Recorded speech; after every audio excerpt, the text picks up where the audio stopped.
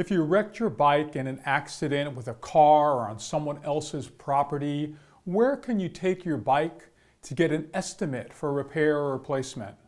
The best place would be your local specialty bike shop, especially one that sells the same brand of bike that you have. For instance, if you were on a Trek or a Schwinn or a Giant, you want to take your bike to the shop that sells those brands. You'll ask the bike shop if they can give you an idea of the fair market value of your bike or how much it's going to cost to be repaired. If you're not able to get answers from the bike shop, the next best place would be Craigslist.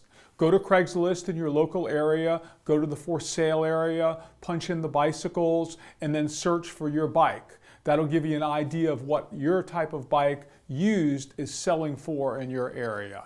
You see, just like a car, if you are injured on a bike or if your bike is damaged by somebody else's negligence, you are entitled to get your bike repaired or replaced, and the standard under the law is fair market value. If you have any questions about a Florida bike accident, you can always give me a call. I am Guy DiMartino, meeting you at the intersection of law and medicine.